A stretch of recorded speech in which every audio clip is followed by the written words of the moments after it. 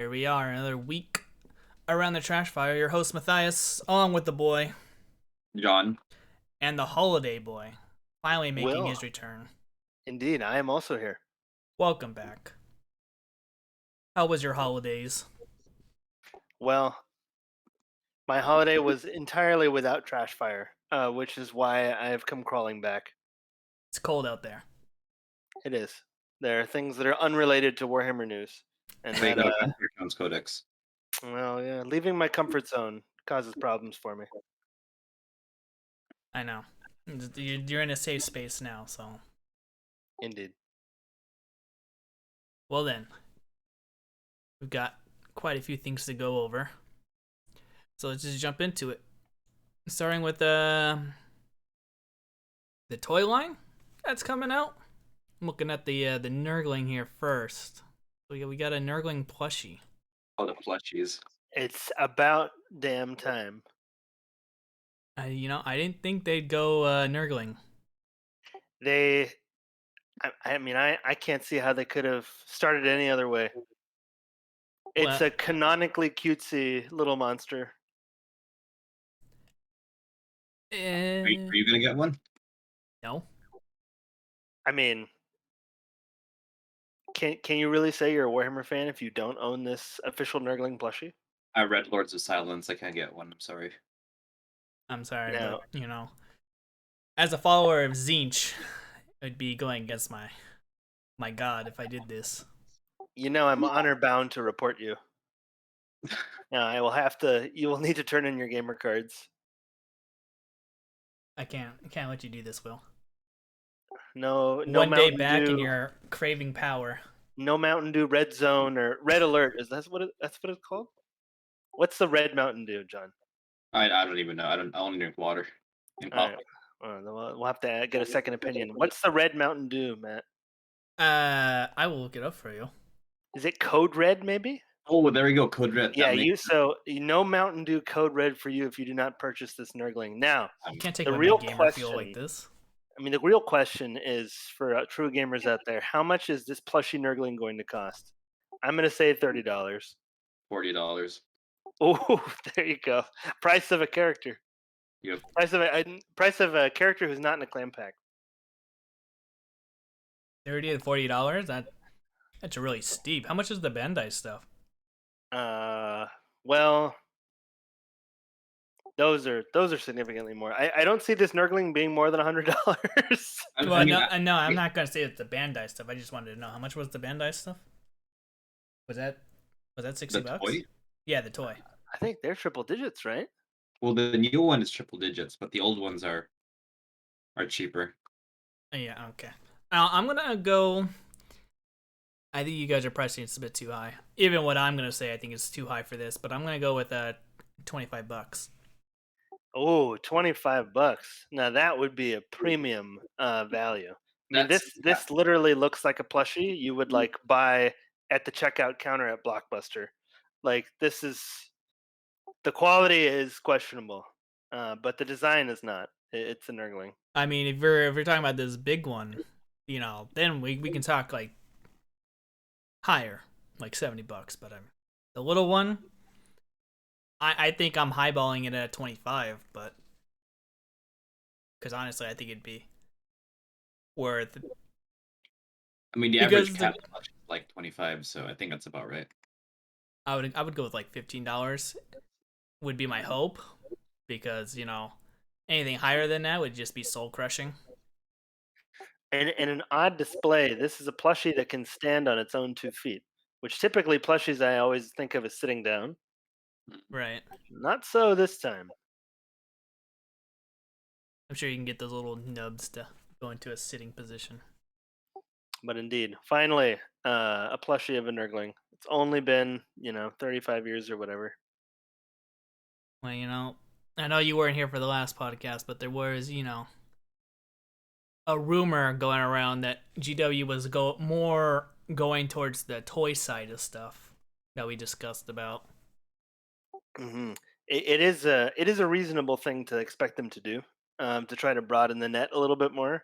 Though this is because it's such an odd design if you don't know Warhammer, with like the guts and stuff, sticking out on there. Like if it didn't have the guts, it would just be like a weird little goblin thing. But the other plushie might have some mainstream appeal, but this Yeah, one's a bit funny. the Griffin Hound, the Griff Hound. The best thing about role models, finally for sale. Yeah, see, I would assume they'd go something more along these routes, like a Silver Skull plushie or some other weird, funny creature. Maybe probably like Grots or something like that. Yeah, I mean this beats an Armorium cherub. That would have been would have been pretty rough. I prefer action figures of the guys from Everchosen, but Yeah, that would have been amazing. I mean, this Griffhound from Role Models is like the best thing about role models, and it's like maybe the only thing that nobody dislikes about it is this brain dead Griffhound that always has a pleasant expression on. So it's nice to finally see him get his due. I don't really read the little comics. I don't imagine many people do. Some of them are funny, but generally the ones that are a little less produced tend to be the ones that are the best. The black and white roommates one is very funny, along with Yeah, the Black Legion one. I do. oh, I the read a little Real bit of them. amazing. What was that, John? The Rio art one, the black and white one, that one's amazing. That guy also produces his own comics. So they're pretty funny. Yeah, him and the Never Chosen guy have some comics that are a little they don't quite have the E for everyone rating that they post to their own social media. So those guys are both very funny. Yeah, I only read a little bit of the web comics like when they first came out, and that was enough for me to say, yeah, not for me. Yeah, Role Models like has pretty high quality art, I would say, but is like it's very much part of its brand identity that it is incredibly unfunny. Like it's really incredible actually. Like you just look at it and then you see them trying to set up a joke and then it just never happens. It never comes. I really like M Whatnot on Instagram. Like that person, I don't know if they're a guy or a girl, but they have really funny comics. Because that one, I like their comics because you have to know the lore to like get the punchline. But if you know the lore, it's really funny. Oh, I'm not familiar with M Whatnot. How do you spell that? EMMWATNOT. It's the one with the Land Raider, where the Land Raider is like, "I'm here to kick ass and protect my chapter brothers, but I'm all out of." Oh, okay.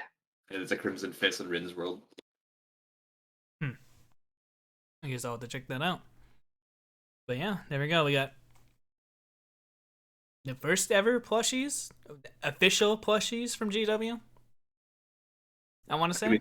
Before we move on, what plushie would you guys get? Or if you were going to design a plushie, what would you have? Oh fuck. What would I make? It's a hard choice. I mean, I would probably go with Grots, really. His Grot plushie. Oh, Squig for me, no Yeah, question. yeah, Squig, Grot. I think because the orcs fit more into this category, in my opinion. The Squig also, like the Nurgling, goes across the aisle, so I think that'd be a good one.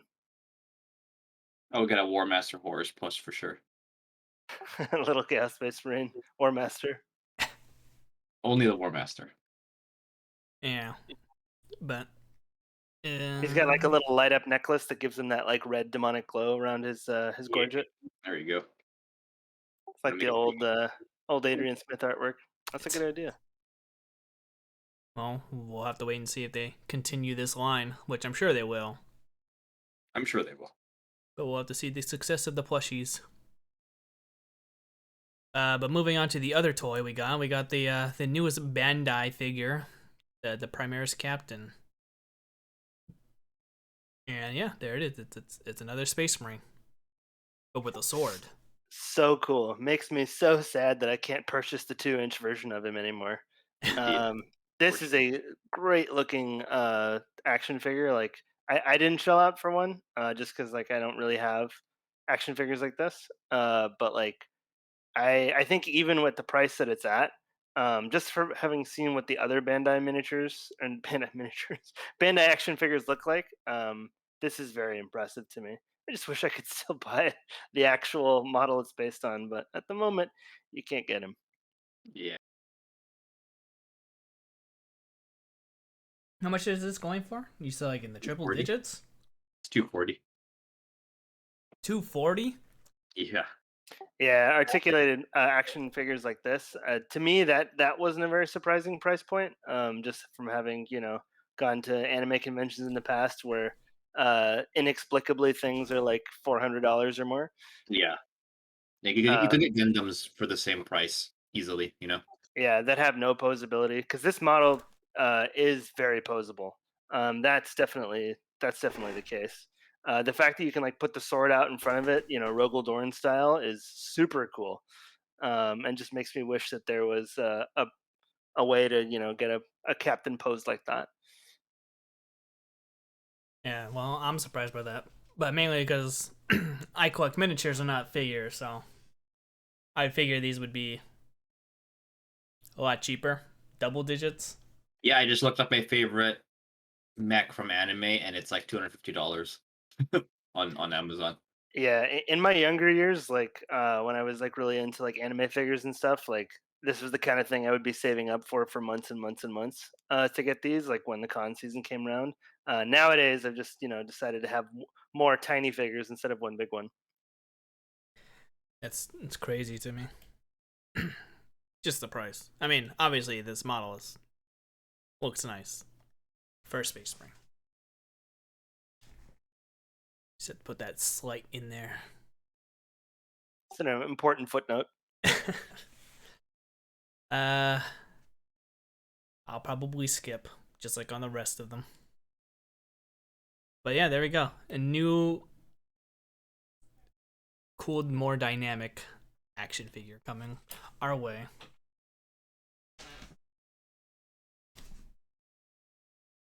Okay, so moving on, shall we? Yes. I'm sure you guys know about uh the Imperium Magazine coming out for UK. Don't we have this as well? Or isn't this coming our way as well? We usually don't get these. It wasn't clear to me if and when this was going to come to the United States. I thought I saw an article a long time ago, and by a long time ago, I mean probably like last year, that we were gonna get something similar to this, the U.S. I'm looking up right now. But yeah, the UK is gonna be getting this first. No surprise. Yeah, part work stuff in general is sort of more like a UK specific kind of hobby. Like I'm not even sure if these necessarily get outside the British Isles all that much. Mm-hmm. Um, I think we will probably be seeing at like some sort of American roadshow a way to get the exclusive miniatures from here. But part work is not really you know reflected in North American hobby culture that much. I don't know if GW US has ever tried to bring like a part work over. I just But I looked. could be I looked wrong. up their website. It says U.S. version coming early 2022.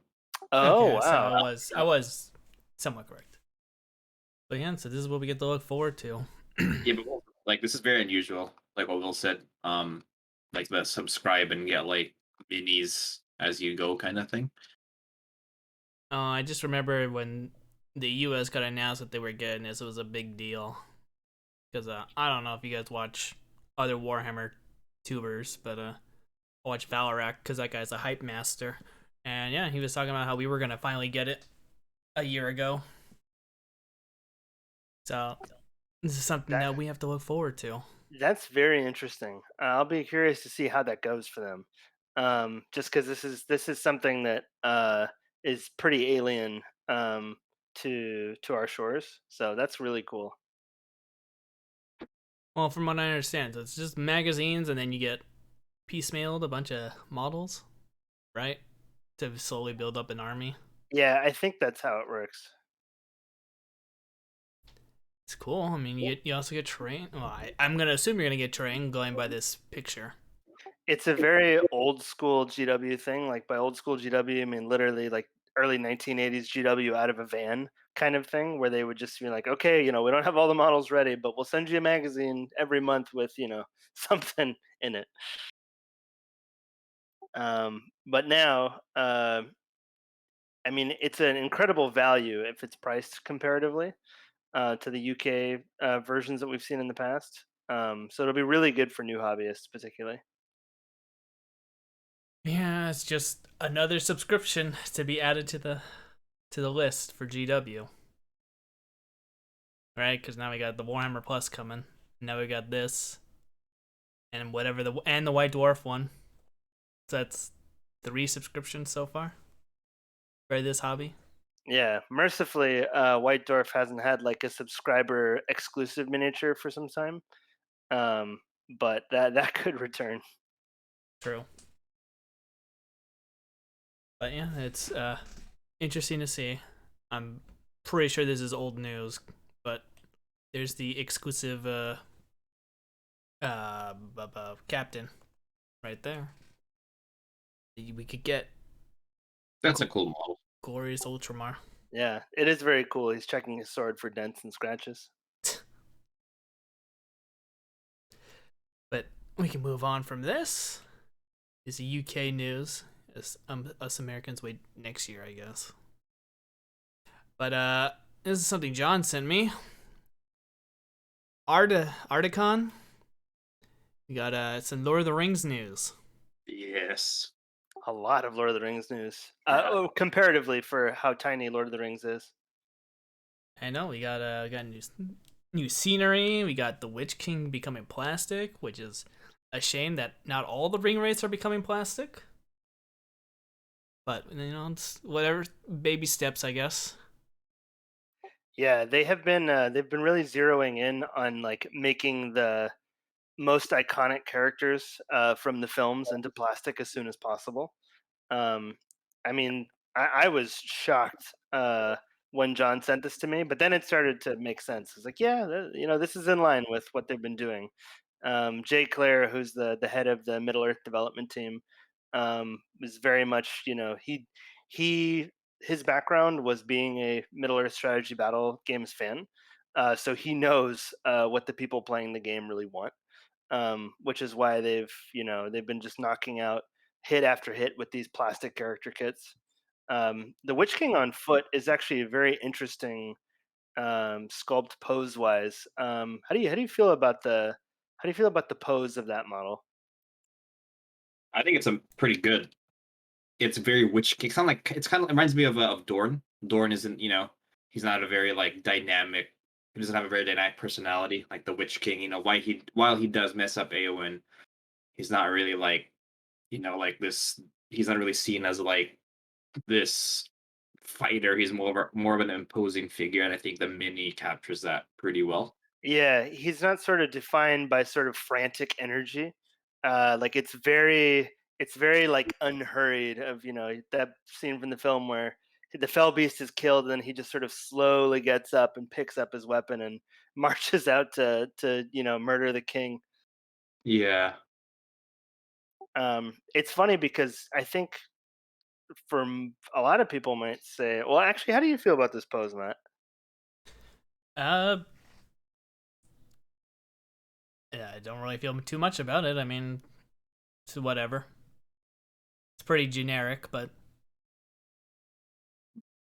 it is a multi kit, if I read that right. Yeah, you can make So you the can make them. horse. You can make them the helmeted version, or you can just make them the plain robe version. Yeah, that's pretty cool too for character models. And also, it looks like the shoulder pads are interchangeable, and there's a couple details on the chest. yeah, Um, like the knife on the hood version. yeah, and I guess I'm not sure. This is probably not intended to be like a generic ring wraith kit. Like it's definitely the Witch King. But it's interesting that it's not just a head and weapon swap like that. there's a couple options in there, which is kind of cool. Kind of like we saw with the Eowyn kit, that where she has like the helmet or she has her hair.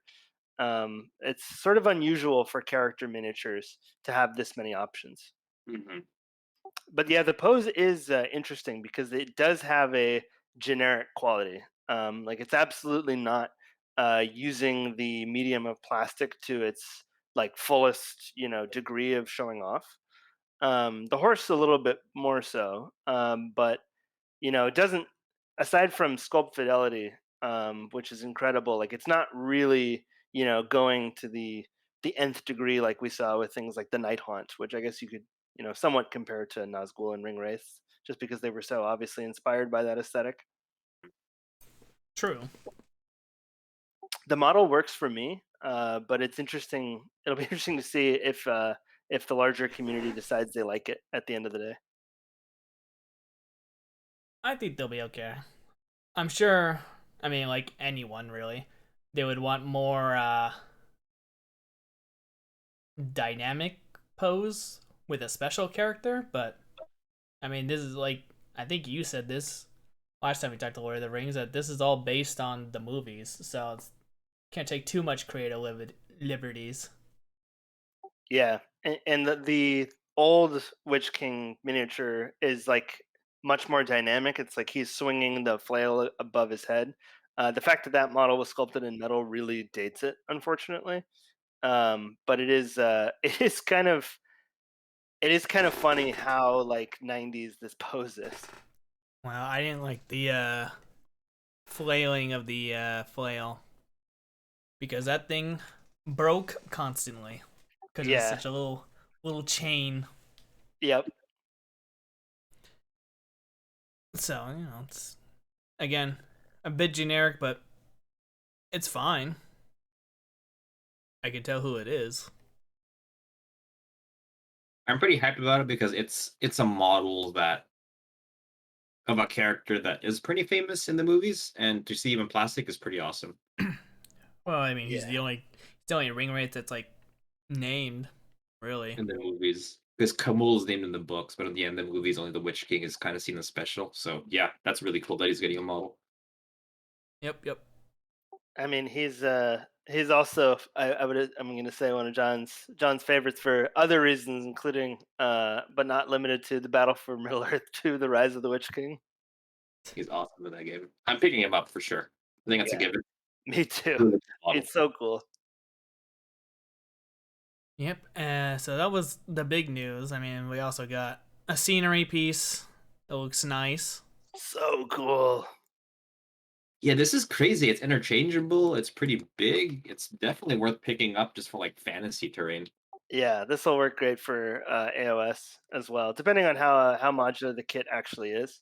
It's just a really cool piece of terrain from sort of a stupid part of the Hobbit movies, but it's still a very fun design. Really excited about this, and the resin Ammon Hen scenery piece is interesting too.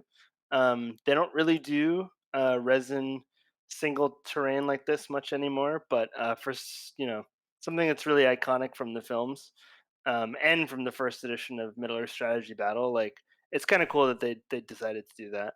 Like it wasn't worth making a multi kit for, but they still made it for the people who really like the diorama aspect of the hobby. Yeah. Mm-hmm. Yeah, and then was there anything else? I know we got a book. Well, Yep. Well, uh, the book that they didn't show the cover for is potentially very interesting. The book they didn't show the cover for. this is well like Hobbit prequel. No, so the Defense of the North is like so like the Witch King, back in the day, like destroyed a bunch of kingdoms and stuff, right? In that Right. fantastic video game. Uh, this is going there. This Yeah, is it's an going to expansion those. pack to that game. Yeah. Arguably. Yeah, which is not in the movies at all. Hmm. Cool. Well, hopefully it gives more life to the game. Yeah, they haven't really since the revamp a couple years back. They haven't really tried to sort of flex their muscles to go outside of the existing stuff from the movie that they wanted to update. So it'll be cool to see how that goes. To have the studio go somewhere where there's definitely very little information, and maybe they can get a bit more creative within the confines of the IP. So that's kind of cool. Could be disaster, but it's nice to see them going outside of the boundaries of what's safe. Well, they gotta hold on to that IP, right? Yep, use it or lose it. Yep. And I think that's it in terms of Lord of the Rings, right? And then we got those models that we've already seen. Yeah, the game exists. The game exists. It's going strong as Hopefully. it's not dying and it's Yeah, getting frequent releases. absolutely. It's very well supported for being a specialist game. It's funny. It's funny because Lord of the Rings was the second GW game that I got into. I got into this before fantasy. Oh, my problem was, not many people played the game Mm-hmm. at at our local store, so I was like, "Oh, I guess I'll just jump into fantasy then." Yeah, hard to argue with that logic. It's a really fun game, but yeah, it's never quite. Well, since the movies concluded, it's never quite been the mega presence it was in the early 2000s. Yeah, Maybe when the show comes out, the Amazon show. That could definitely have a hand in it. Even considering that like they probably wouldn't be making models like from the show because that's the different license holder. Um, but it would definitely trickle over interest, I think. Yeah. yep. All right, well, that would be that for Lord of the Rings. We can go straight to the Sunday preview, see what we can get this week. Which Warhammer Plus will be getting this week. Finally coming up on August 25th, which is Wednesday? Wednesday. I think we've said our piece on that. Plus we'll get to that when we talk about the show. We got Warhammer Underworlds Arena. Uh did any of you play this? The last edition of this? Or any version of this? No. I mean, of Warhammer Underworlds, the first and second editions, were pretty fun. I mean, I saw you play a ton of it in the shop, John. No, Back in 2019. thought you talking about Arena Mortis, in which case in it. Like I played regular Underworld, so regular Underworld is awesome, but Arena Mortis seems very like I think it's the epitome of like shoved in game mechanic that just kind of doesn't work. Like I've never seen anyone talk about this seriously. The arenas. Yeah, Arena Mortis. Well, 'Cause this it's is like a the second multiplayer game iteration. where you have one fighter. Yeah. Yeah, so I mean, it's gotta be. I'm gonna assume it's doing well because they continued it, right? I guess so. Yeah, that's a good point. They're making a new edition of it, so for the new edition of Underworld. So I'm just gonna assume it's doing well, but clearly not for us, not this yeah, Yeah, podcast. not a big investment for them to make it whatever it is. Mm-hmm. But Underworld sort of never seems to go bad. Otherwise, like there's really no doubt that there's going to be a new season eventually. And Underworld is also in a funny place right now where there's two starter sets available, Really? which is unusual. because it has Beastgrave and the other one, right? And Darkasm, yeah, they're both out right now. And there's no indication that Beastgrave is going away because they haven't released those warbands or those cards separately. So Don't they have the other starter set too, like the generic one with the yeah, Storm Knight there's one? a few of them. Yeah. Uh, Interesting. I heard Underworld is doing pretty poorly though in terms of people playing it right now because of the pandemic. Yeah, that I would imagine. Which makes kind of sense because like that the premise of that game is easy models, cards, not a big hobby project. It's buy it and play it as soon as possible, right? Which isn't really easy to do during the pandemic. Well, while we were stuck at home, it was much easier to hobby with some armies, kind of thing. Yeah. Well, hopefully next year will be different. Hopefully we can get back to a little bit of normalcy. Though with the new variant ramping up, who knows? Who knows what will happen? Better than that, we got the dice. This just looks ugly. I'm not gonna lie. We got like Underworlds has a long and proud history of hideous dice. Yeah.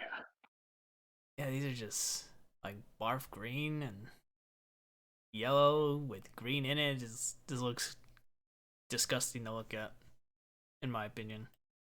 Yeah, not very. Yeah. Yeah, I wish I could say these are the worst Underworlds dice ever, but man, they've made, I think, on account of the fact that there's just dozens and dozens of dice sets they've made for Underworlds, there's some bad ones in there. yeah, some worse than these. There's like there was like a set that was like bone and like orange at one point that was just like an assault on the senses to look at. Um, you know, or like black dice with like dark blue symbols on them. They're just who knows. I'll have to take your word on that because I don't have any. Well, that's a lie. I have one set of these dice for the undead. I don't remember what they're called from the first season. Oh, the Those are the cool. death rattle guys. Those are pretty cool. The first season was not so bad. It just progressively got worse. Yeah, progressively worse though. As John said. Ah, well, I can see that. Forge World, we're finally getting those Praetorians or whatever. What are these? Praetorians, right? Praetors. Praetors. Thank you. Yeah, pretty hype. Pretty damn hype. Finally getting them after being teased 2 months ago. And some weapon bits here. Space Marine Legion grab guns. I forgot who could take this. I forgot if this is an option. Maybe I think it's for breachers could take it, but it's one of those things that, like, you can't really equip a squad with 10 of them. So I guess here's just a pack of 10. I know I could be wrong. It's been a lot since I played 30K, but as far as I know, you can't give like your heavy support or support squads grab guns. So, but I mean, it's cool. It's a weapon upgrade. Yeah, well, Exactly what we're bits are design. always appreciated. Yeah. But yeah, I don't play 30K, but I know back in 7th edition, which this is based on, I mean, grab guns were out of control. So. Well, these aren't grab guns; they're graviton guns. There's a difference. Not even joking. They do different things. Okay, then never mind. I don't know what a graviton gun is. I think it just forces like strength checks. It doesn't because I remember grav guns Were armor. wounded on saves or something, or they were really good if you had a low save. They were good if you had a high, low save, like a 2+ Yeah. save. They were killing you basically. Yeah, these ones I think they just wound on strength checks. And if you fail, you die or something. Interesting. So Okay. We got that. Black Library. I think the only thing here besides the pictures is the crime novel that's coming out. And the art book. Yes, the art book as well. I might pick that up. The art book? Yeah. That art book, I generally like art books anyway. Like that it's a pretty easy sell for me to just grab it and shove it into the bookshelf and then look at it when I want to. Mm-hmm. Though it's funny because I like all of the art except for the little Stormcast in the upper right, which looks like the most generic Stormcast illustration ever. That gives me pause, but otherwise, it looks to be pretty cool. It's a 40K one. Not that I know of. They're usually limited release when they've come and gone. I don't know the answer to that, but I feel like, well, because they did those Apocrypha 40K books in the last few years that were like old vintage artwork of 40K, and then there was a Chaos book that was like an anniversary store anniversary exclusive that had a bunch of Chaos Space Marine artwork throughout the years. Hmm. Okay. But I don't think there's a 40K art book that's available right now. Oh no, yeah, you can buy it. I was wondering if you got it when it came out. I didn't. Yeah, but no, okay. Because there is one. I just looked it up, but I think I missed this one. I would have gotten it. Oh well, I'll get the fantasy one. Yeah. And then we got the crime novels, which uh Will, didn't you read some of the crime novels? So I've read one of the Warhammer Crime novels and I've listened to one of the other ones.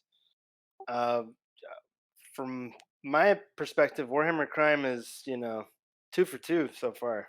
Um, I think they're actually super interesting and unique. They very much remind me of like the good parts of the early Eisenhorn books. Like it's kind of cool just to see the incredibly low key what it's like to be a person in the 40K universe perspective. Mm-hmm. Um, like it's it doesn't have the bombast of like a intergalactic crusade, but you don't often get to see people have breakfast and watch TV in Warhammer. In Warhammer Crime, you do. They also use swear words like real life swear words. Wait, Uh, they have TV? they have something like it. Like something for entertainment purposes? Yeah. So the character's name escapes me right now, but there's sort of a character who's the detective in the second book who's just like he goes home and like he opens the fridge and he gets some recaf and some like Grox vomit, loaf cake, and he goes and he like watches the news and like watches like a sporting event. Like it's pretty funny. Like I was taken aback. Like whoa. Okay. Yeah, I guess that exists. I guess so. I didn't know. To Never be hear about fair, it. all of Warhammer Crime takes place on one planet.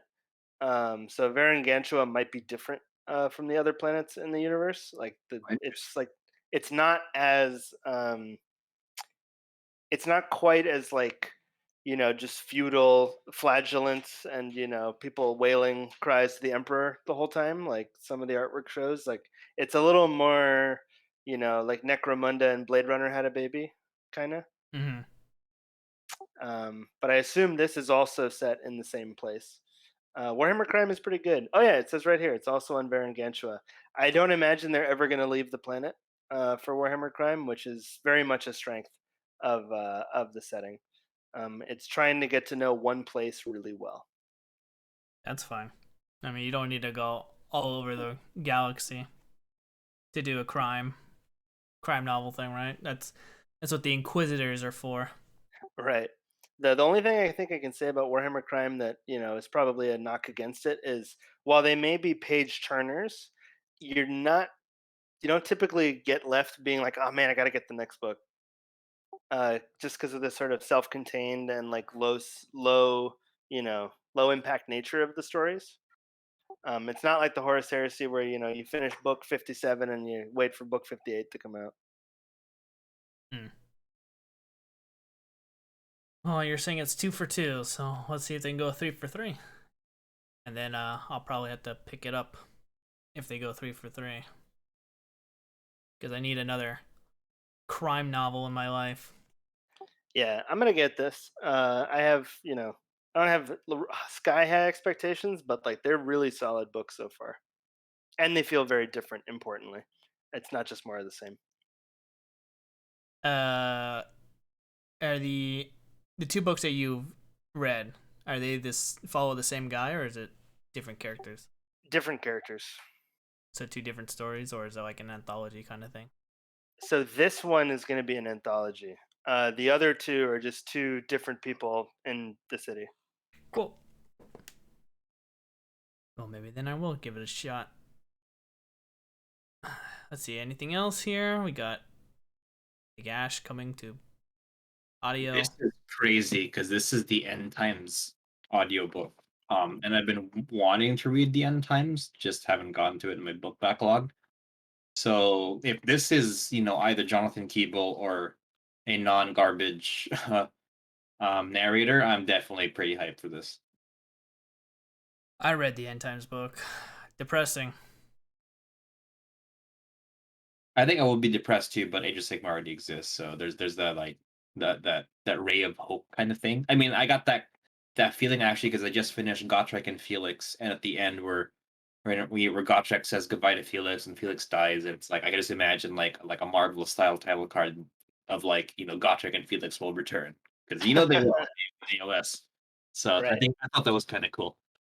The end time stories have become more interesting, even than they were, as literally the conclusion to Warhammer Fantasy. Now that we know what comes next, Yeah, so this is pretty cool to see this available in another way. I know. I just say it's sad because it has my boy the Tomb Kings in there who get wrecked.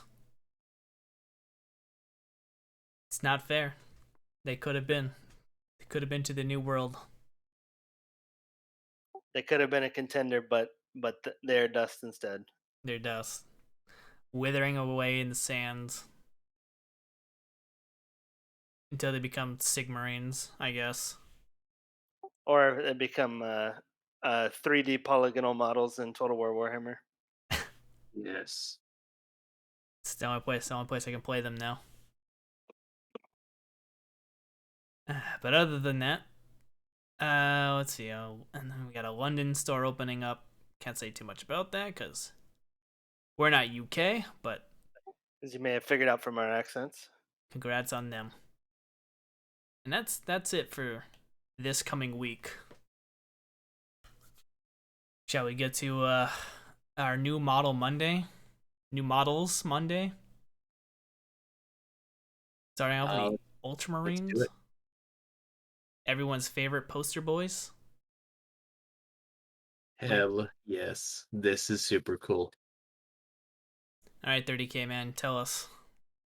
I mean, so I am planning an Ultramarines project if the plastic Mark II rumor is true, and this is pretty cool if it's actually happening. I think these guys look super blinged out. I mean, they're bordering on over design, but they're Ultramarines and they're Praetors, and a lot of their special units are already kind of blinged out, so I'm not complaining. One thing to point out though is that the power armor guy is pretty tall for a baby marine, and people are saying that the moving forward 30K is going to do chaos space marine scale, which I think it's a good idea, but it does make the older models look kind of smaller, at least the power armored ones. So I mean, from the leak stuff we saw a while ago, they do look slightly taller scale. Not Primera scale, but definitely new Chaos Marine scale. And honestly, might as well just do that. I think it makes the models look better. It makes them less like squatty. Um, so Are the 30K yeah, these Marines are still using the old, like, 7th edition models? no, they have the Betrayal of Calth ones, but you can still use those. Like people still use the seventh ed firstborn for conversions and whatnot. So and the 30K models we have now are scaled to that. So it's pretty interesting to see this kind of scale up for the Ultramarines Praetor. Well, they're the poster boys, so I mean, they gotta You make start them from bigger. somewhere, right? Make them bigger. What do you It'll, think, Will? I mean, you're a Courage and Honor fan. Yeah, so I mean, I do like Ultramarines, of course. They have good lore, and the marketing has, convinced me that I like them. Um, I wish I could say I was a fan of the Power Armor Praetor. I think I'm sure there's a way to remove the scabbard on his right leg. That really bothers me. Um, but I'm sure there's a way to get rid of it. I'd love if it was true that the scale was different from the old models. Having not really experienced, if the scale has changed firsthand myself, I'm still sort of cautiously optimistic about it.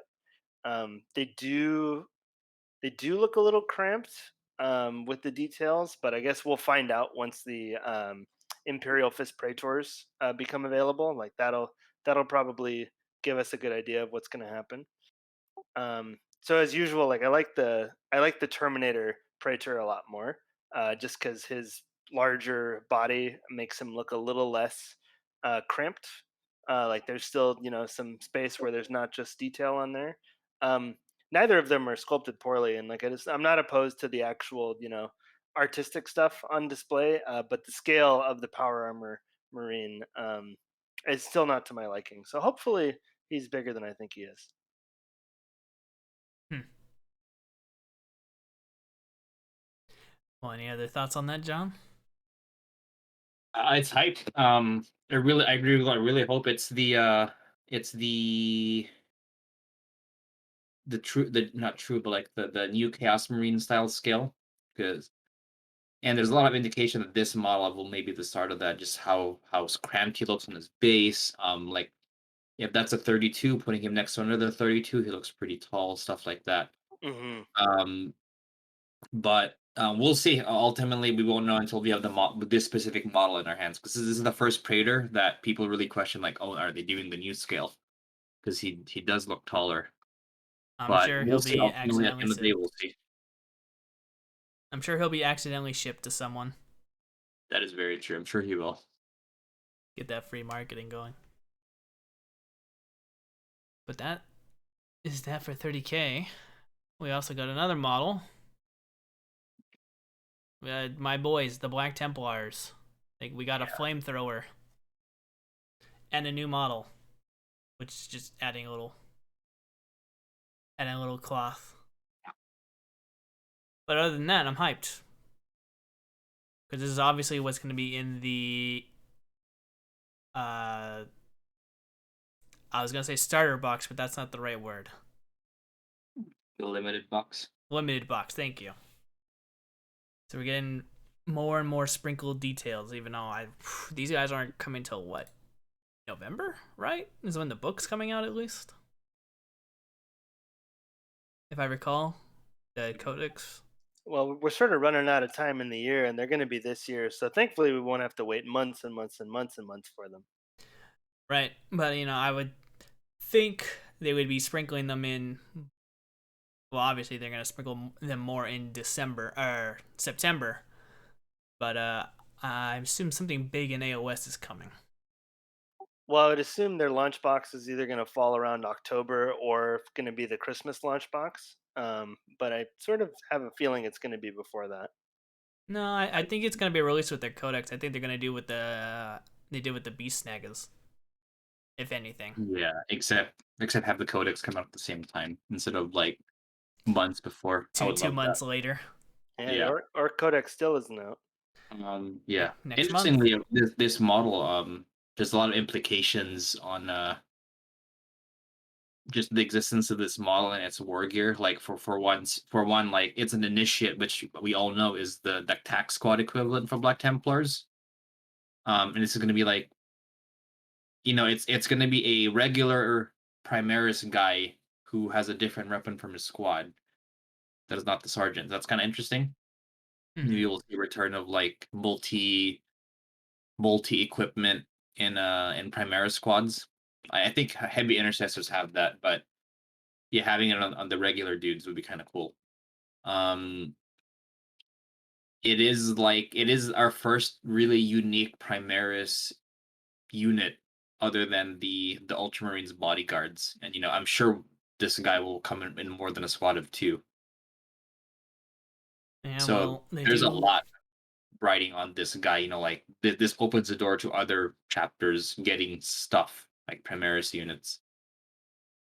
They do allude to the chain on him, chain on his arm to his gun. So we gotta something's happening. Yeah, I do wonder what else is what his buddies are gonna look like at least. I'm looking forward to it.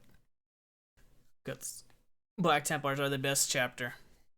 I'll fight anyone on it. But happy to see this. See what's to come.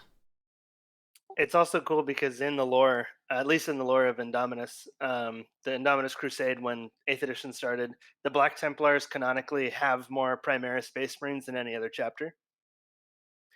Because Helbrecht was like really excited about Primaris, for lack of a better term. He's just like, oh man, like larger initiates, sign me up. I just like the whole lore that they don't follow the Codex Astartes. They're just like, yeah, just keep giving us more Astartes. We're just gonna keep making more. We're not gonna limit ourselves to 1,000 space marines. We're just exceed that number. Keep pillaging for the Emperor. It's also pretty bold that they have a brand new weapon, which is kind of cool. Yeah, well, it's a flamethrower, which I'm 15 inches, which I like flamethrowers. Anything fire. I mean, that's why I like the Redemptionists, right? Fire's good. Fire is good. But that is it, because we don't have anything else for that. So lastly on the list, is the Hammer and Bolter. Did you guys happen to watch that? Oh yeah. Yeah, 24 hours. Yeah, what were you guys' thoughts? We'll start with Will. Will, what were your thoughts? I had very little to complain about. I thought it was cool. I mean, that's the lamest answer, but like it was very enjoyable. I absolutely did not feel I wasted my 20 minutes. I felt I was seeing something new and exciting. Like it was really fun to see like a lore accurate like sort of reintroduction for people of like the Yarick Gazgul rivalry. You know, it's the fact that it was like an official thing um, was kind of special. I was like, yeah, this is what it is. This is the lore. And seeing it from the orc perspective didn't bother me. I know some people online sort of felt that the orc narration like took away from it, but I liked it. I thought that there was a little bit of one of the orc boys. I can't remember which one of them. The voice acting I wasn't too keen on. Um, Kind of reminded me of like the orc voice acting they used it for the Codex reveal trailer, which that particular performance is not my favorite. But the guy that got to do the run turd narration, I thought nailed it.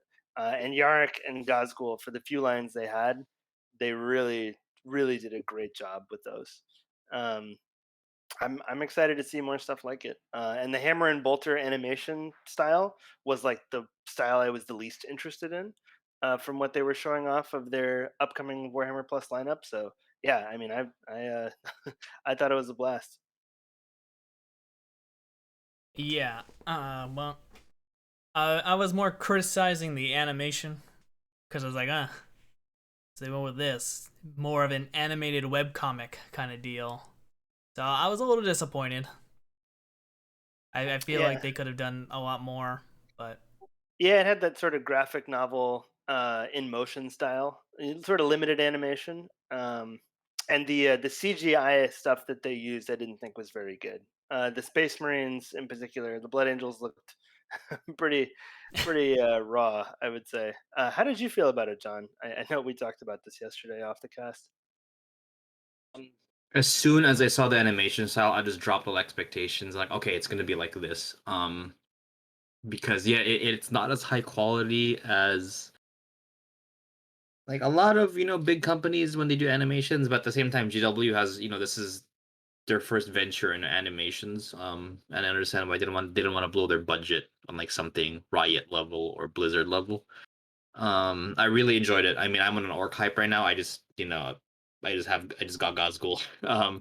But I thought it was really cool. I'm glad. I mean, I mentioned this last week, but I'm glad they stuck with a known story, um, instead of something like completely unknown. Like I'm not sure. Like the other stuff, like the Space Wolf one and the Sisters of Battle one, like I believe those are original stories. So that's going to be interesting to see. But just have going with the tale of Yarick and Gazgul. That's really cool. Um, I I mean, I'm not the biggest fan of like gratuitous violence anymore, but I did appreciate that they didn't hold back on that. Like there's guardsmen getting sliced in half, orcs getting cut and their heads cut off. Like, okay, like it's Warhammer, right? Yeah, Um, uh, I did not like the Space Marine 3D stuff. That was kind of weird. I think if I don't want to say I was bothered by the animation, more like I just accepted it and enjoyed it for what it was. I do wish the action scenes were less comic booky. But other than that, like it was very enjoyable. Like I would gladly pay money for it. But I will say I would only gladly pay money if they did stories that we knew about. Like if they did like the Battle of Macragge, or what else? Like the Tau versus Raven Guard one, whose name escapes me, that campaign, or if Oh, they Kalyan. Kalyan, right? Yeah. Or if they do like Rax with Krieg and the Renegade, like I'm excited for the other ones because they're 2D, but I'm not gonna be like, oh, this is gonna be amazing kind of thing. I mean, this was a really cool like Warhammer history lesson, Yeah. And which is exactly it. Totally fits into why like Warhammer Plus is because Warhammer Plus is far more than just an animation streaming service because it just wouldn't work if it was just that. Like it's also there's like it's supposed to be educational for lore, educational, edutainment, I guess you could say. Like this kicks the crap out of just watching somebody read the Wikipedia entry. So it was really cool to see the story spun another way. Yeah. Well, I kind of disagree with John. I kind of hope they go with lesser known stories. I mean, obviously, in terms of hooking us with the first episode, obviously you should pick something more recognizable, but be cool to learn about the lesser battles out there. I think what shocked me most was that they actually did make a 20-minute video out of this. Granted, you could obviously have made this a lot longer, but given how the Blood Angel one was like 5 minutes long, right? An episode, I was like, oh man, would the would this service really be worth it to only get like 5 minute videos of watching stuff? On that one, I think that was just the first 7 minutes of Angels of Death. I don't know how long that actual episode is supposed to be, but that was not an episode. They said it was gonna be like 7 to 10 minutes an episode, if I Oh, weird. recall correctly. I remember it differently, but I'm sure that the moment this conversation concludes, we'll figure out the truth. But I think that because they always advertised it as watch the first 7 minutes of Angels of Death. Mm-hmm. Well, could be wrong, but I might be. It might be something else that I'm misremembering. But it was one series that they are running is not going to be long. I already know it wasn't Astartes because we already know that's going to be short. But Right. I don't know what it was. I could have swore it was Angels of Death. But going from that, I'm looking forward to that Eldar one that was like fast 2D animation stuff. That's the one that caught my eye. I think it's the same series as the Yarg one, so Ah, expect the same. all right, then never mind. Expectations down the drain. Yeah, but enjoy for what it is, Yeah, like I said, I didn't hate it. I just, in terms of animations, I expected a bit more out of it. I didn't think we were gonna get the animated graphic novel thing. Which, story wise, I mean, they did a good job. I just wanted more animation out of it. Right, which is fair. But yeah. So with this service, they're starting off with 3 series, right? And then every Wednesday they're gonna be releasing another episode. Yeah, I think it's in the next article, but it does detail what's gonna come out. Okay, well we can go to the next article. Yeah. So next article here. So episodes 1 to 3 of the animated Warhammer, Hammer and Bolter, episode 1 of Angels of Death. Okay, so we're getting 2 series out of the 14 they announced. Yeah, Hammer and Bolter, Angels of Death, the Vault, the app, Battle Report, and a Masterclass. Yeah. Well, I'm just talking about their animation stuff. But so and then every Wednesday we'll be getting something. Which I guess they're going the Disney Plus route with these. Right? Every week they release another episode of whatever series they're doing. Yeah. So we'll have to wait and see how that'll work out. Obviously, for how small their I don't know what to say, studio, I guess. Productions, how small their productions are, I guess that'd be the best thing to do, because releasing everything in one day would be kind of a waste, because then everyone would just watch everything in one day and then cancel the app or the service until they get another series to come out. I'm sticking for a year, so I get the mini. I mean, that's why they included all those incentives, right? Right. The apps, the old stuff, the models, and the animations. But yeah, that's what we get to look forward to. I kind of wish they just kept the first episode of Hammer and Bolter up. I still think only having it up for 24 hours was a mistake, but I could see them just rotating it. Which, yeah, I do think they should have some free episode up just to just so people could have a taste of it, kind of thing. yeah. Well, I think that's all the news. So unless you guys want to add any more stuff to this, we can go straight to hobby rants. I'm subscribing, so I'm gonna put that out there. Yeah, same here. I'll be on the fence. I don't know if I'm gonna go for it yet. I think it makes sense if you're interested in all of the aspects of what they're showing off. I don't think it makes sense if someone is only interested in the animated media or the like just the battle reports or like whatever. So if you like all of the things they're showing off, then it makes sense to do. Right. It makes sense. I was more hyped for the animation aspect of this stuff. So it's probably why I'm more on the fence on this stuff. But we can jump right into hobby rants. I'll start off. So I finally got my T-Sun book. Excited to finally get a game in. Probably get a game in this Wednesday. Do a God, what's that one battle between the Thousand Suns and Space Wolves? Phosphorus? The Fang.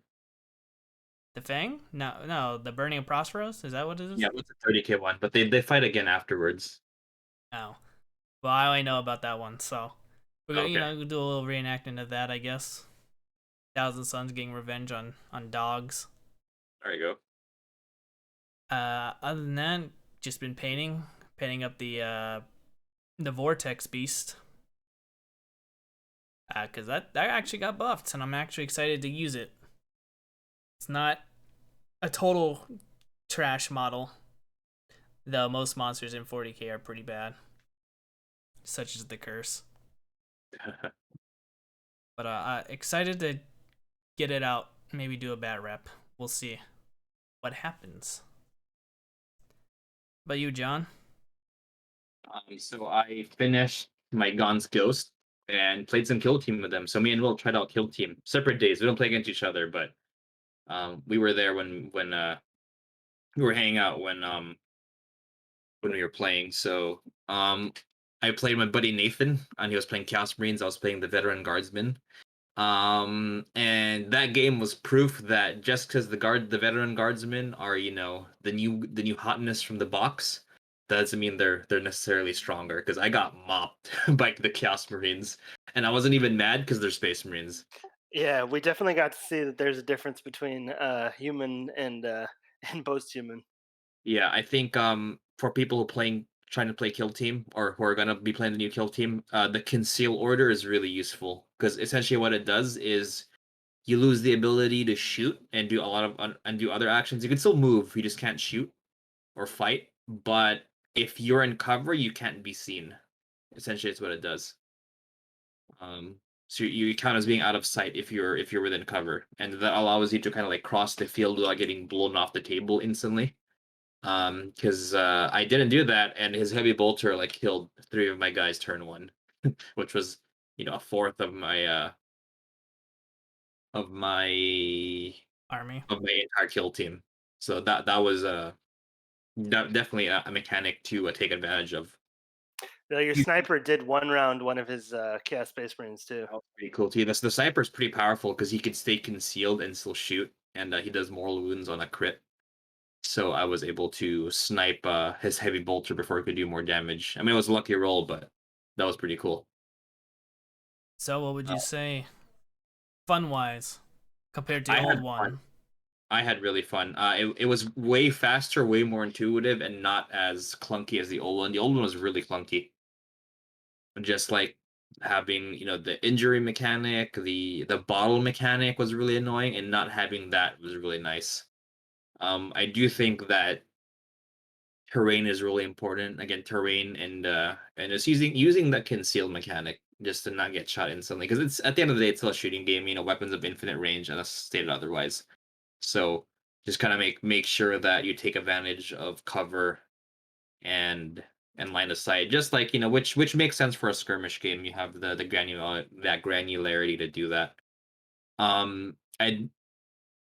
I mean, the one thing most people miss, and I miss sometimes from the old edition, was you could customize your stuff way more. But I do think I like the limitations of the new one because it makes list building less of a factor.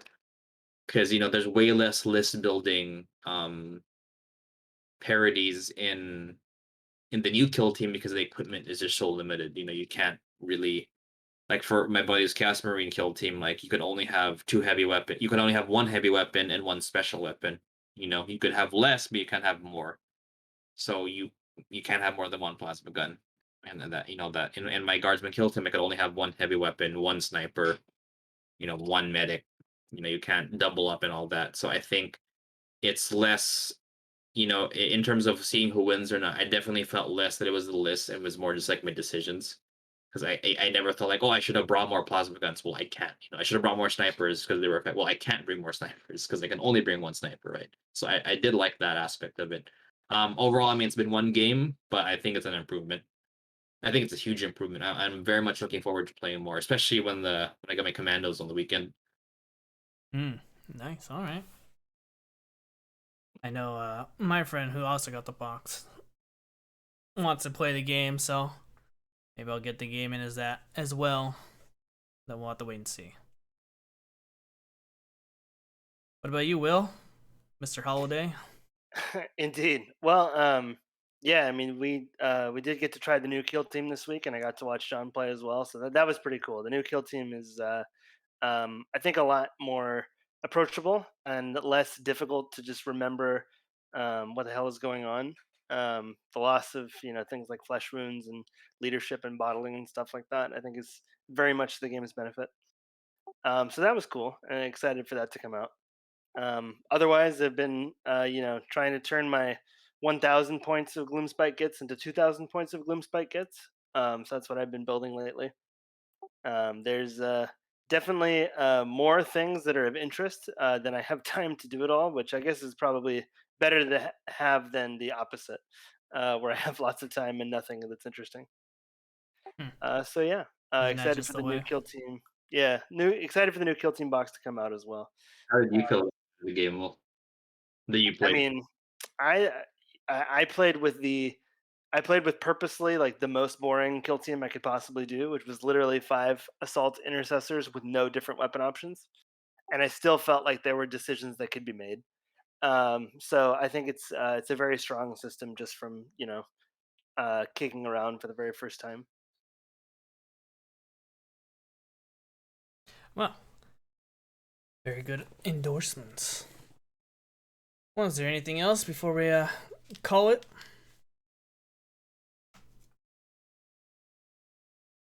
I'll take the silence as not much more to talk about. Well, Will, welcome back. glad to have you here. Indeed. And everyone else, I guess we'll see you next time. Also, this is episode 52, which means we've done this for a whole year. Ooh. I know, exciting. 52 weeks, 52 episodes. 1 year. Let's see if we can, keep that up. I don't know, man. That boycott is killing GW. I know, I don't have anything to talk about. All these sold out boxes and all that. Yeah, well, there's more to come. And plus, there's other game systems that we can talk about as well. Since we're not strictly a Warhammer thing, we just primarily talk about it, because that's what we're all into. But until next time, goodbye, everyone. Good, everyone.